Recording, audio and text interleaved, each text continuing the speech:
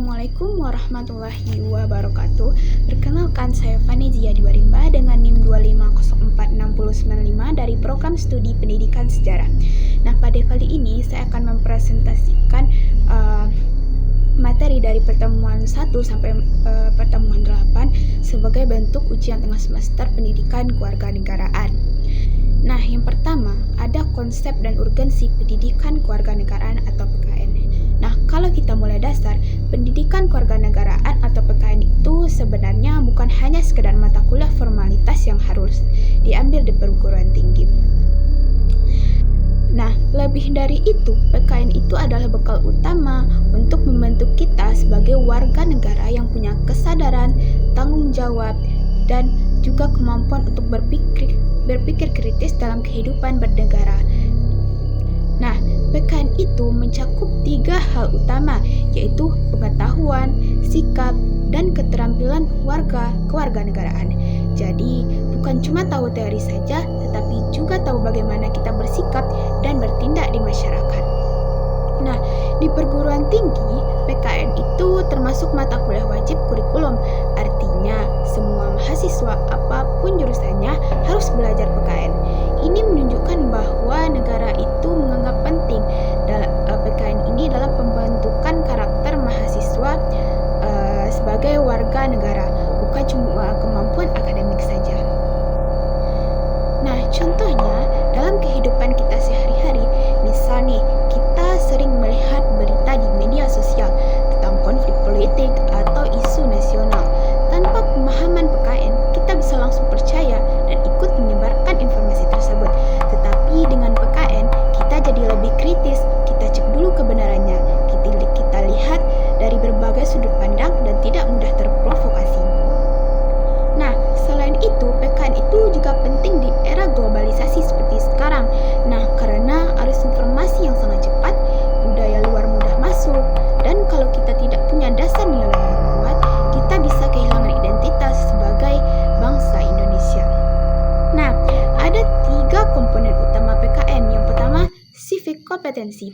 Nah, dalam PKN itu ada 3 komponen utama yang sering disebut sebagai civic kompetensi. Nah, yaitu civic knowledge, pengetahuan kewarganegaraan. Ini adalah dasar dari semuanya, yaitu apa yang kita ketahui sebagai warga negara. Nah, contohnya, kita tahu nih hak dan kewajiban kita. Kita tahu sistem pemerintah Indonesia, kita tahu aturan hukum yang berlaku. Nah, contoh nyatanya, mahasiswa itu tahu bahwa dia punya hak mendapatkan pendidikan yang layak, tapi juga tahu bahwa dia wajib mengikuti aturan kampus seperti disiplin dan jujur dalam ujian.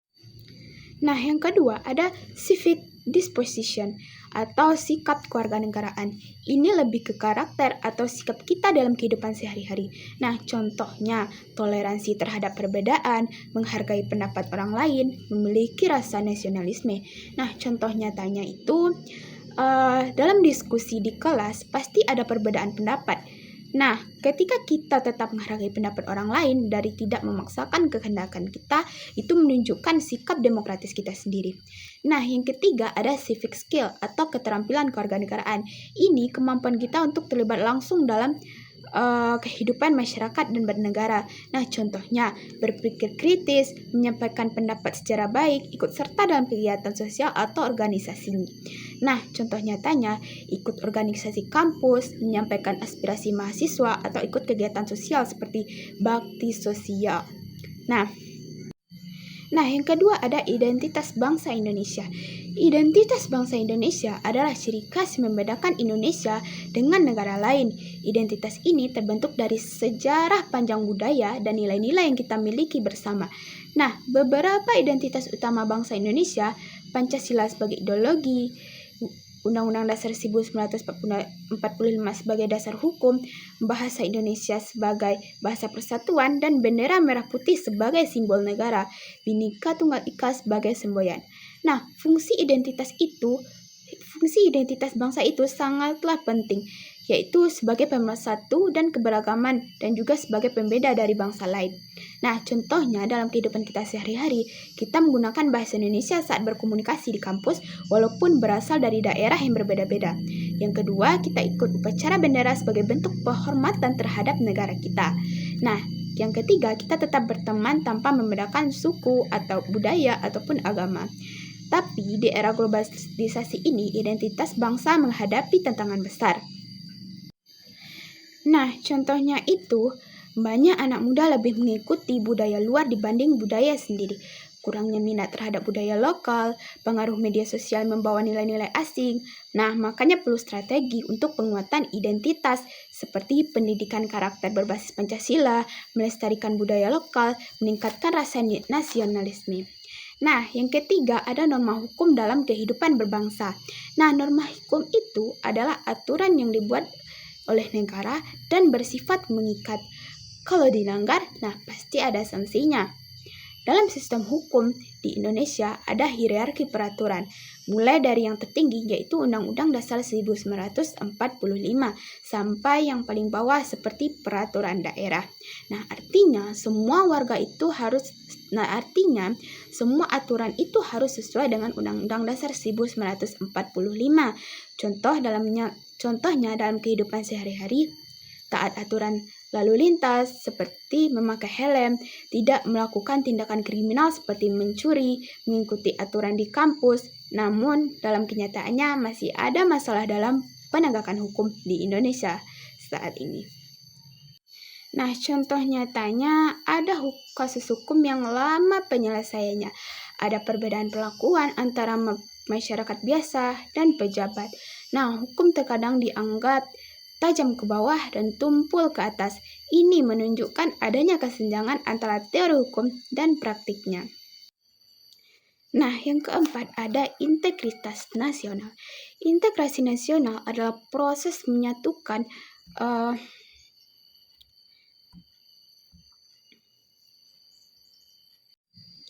Baik, yang keempat ada integrasi nasional. Integrasi nasional adalah proses menyatukan berbagai perbedaan menjadi satu keseluruhan. Nah, Indonesia ini memiliki banyak sekali perbedaan, seperti suku, agama, bahasa, dan budaya. Tetapi semua itu disatukan dalam konsep Bhinneka Tunggal Ika.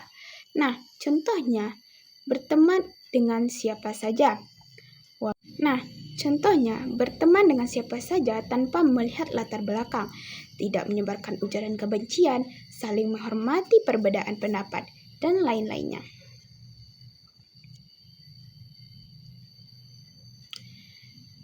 Nah, saling menghormati perbedaan. Nah, faktor penghambat integrasi itu juga ada beberapa hal. Yang pertama, fanatisme yang sangat berlebihan. Yang kedua, kesenjangan sosial dan penyebaran hoax. Nah, contoh nyatanya, di media sosial yang kita pegang saat ini, sering terjadi konflik karena perbedaan pendapat. Nah, terutama soal politik atau agama. Kalau tidak disikapi dengan bijak, ini bisa menjadi memecah persatuan. Nah, solusinya yaitu meningkatkan toleransi, bijak dalam menggunakan media sosial, dan mengutamakan persatuan. Nah, yang kelima ada hak warga negara. Hak itu adalah sesuatu yang harus kita dapatkan sebagai warga negara dan sudah ada di dalam Undang-Undang Dasar 1945. Nah, contohnya hak untuk hidup, hak untuk berpendidikan, hak untuk kesehatan, dan hak untuk berpendapat. Nah, contohnya itu yang nyata dalam kehidupan kita sehari-hari, yaitu kita bisa kuliah karena adanya hak pendidikan. Kita bisa menyampaikan pendapat di kelas atau organisasi, kita juga mendapatkan pelayanan kesehatan, namun masih ada masalah dalam pemenuhan hak tersebut. Nah, contohnya pendidikan belum merata, pelayanan kesehatan masih mahal, dan kebebasan berpendapat kadang dibatasi. Nah, yang keenam ada kewajiban warga negara. Selain hak, kita juga punya kewajiban yang harus kita laksanakan. Contohnya, menaati hukum, membayar pajak, menjaga persatuan, dan menghormati hak orang lain. Nah, contohnya itu dalam kehidupan kita sehari-hari. tidak melanggar aturan, tidak menyebarkan hoaks, dan menjaga lingkungan. Masalahnya, banyak orang yang lebih menuntut hak daripada menjalankan kewajibannya. Padahal keduanya harus berjalan seimbang, kalau tidak kehidupan bernegara tidak akan berjalan dengan baik. Nah, yang ketujuh ada peran hukum dalam demokrasi atau rule of law. Rule of law ini berarti hukum itu harus menjadi kekuasaan tertinggi. Nah, prinsipnya semua orang itu sama di depan hukum, tidak ada yang kebal hukum, proses hukum harus berjalan adil. Nah, contohnya dalam kehidupan sehari-hari, kalau ada pejabat yang melakukan pelanggaran, tetap harus diproses hukum seperti masyarakat biasa. Namun dalam praktiknya, seperti yang kita lihat pada saat ini, masih ada masalah seperti korupsi, ketidakadilan hukum, dan penegakan hukum yang tidak sangat konsisten. Nah, ini menjadi tantangan besar dalam demokrasi Indonesia. Nah, yang ke-8 ada konstitusi atau judicial review. Nah, Undang-Undang Dasar 1945 adalah hukum tertinggi di Indonesia. Semua aturan hukum harus sesuai dengan konstitusi. Kalau ada aturan yang bertentangan, bisa diuji melalui judicial review di Mahkamah Konstitusi. Nah, contohnya dalam kehidupan sehari-hari, kalau ada undang-undang yang dianggap merugikan masyarakat bisa aja mengajukan diuji materi ke Mahkamah Konstitusi. Nah, Mahkamah Konstitusi ini berperan sangat penting sebagai penjaga konstitusi dan pelindung hak warga negara. Yang pertama, sintesis atau keterkaitan materi. Nah, kalau kita lihat secara keseluruhan, semua materi ini saling sangat berkaitan. Nah, PKN ini membentuk karakter warga negara, identitas bangsa menjadi persatuan, hukum menjaga ketertiban, dan integrasi menjaga keutuhan bangsa. Hak dan kewajiban harus juga seimbang. Nah, konstitusi menjadi pedoman utama. Nah, selanjutnya, kesimpulan yang dapat kita ambil dari materi yang pertama sampai materi yang ke-8 ini, bahwa PKN itu sebenarnya sangat dekat dengan kehidupan kita sehari-hari. Bukan cuma teori di kelas, mulai dari cara berpikir, bersikap, sampai bertindak di masyarakat. Semuanya sangat berkaitan dengan PKN. Identitas bangsa harus tetap dijaga di tengah pengaruh globalisasi.